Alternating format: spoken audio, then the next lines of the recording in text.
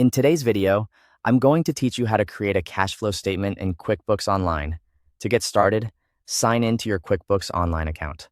Once you're logged in, make sure you're on the main dashboard so you can easily access the tools you need.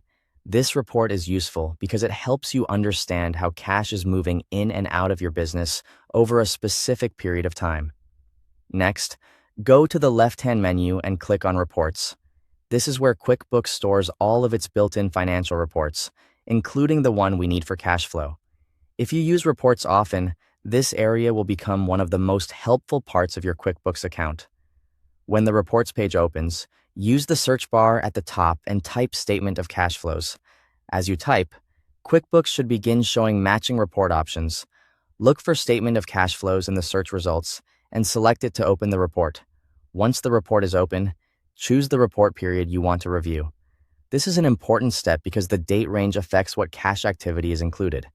For example, you might want to review this month, last quarter, or a full financial year depending on what you're analyzing. If the option is available, select the accounting method you want to use. You may be able to choose between cash and accrual. This setting can change how the report is presented, so make sure you pick the method that matches your reporting needs or your normal accounting preference. After that, click Run Report to generate the cash flow statement. QuickBooks will then display the report based on the date range and settings you selected.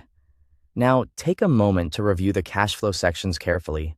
You'll typically see categories for operating activities, investing activities, and financing activities. These sections help you understand whether your business is generating cash from daily operations, spending on long-term assets, or receiving and using funds through financing. If you want to make changes to how the report appears, click Customize. This lets you adjust the report settings to better fit your needs. Customizing can be helpful if you want a clearer view or need the report in a format that's easier to share. Finally, if you want to keep a copy, use the Export or Print option. This is useful for saving the report for records, sharing it with your accountant, or reviewing it offline later. Thanks for watching.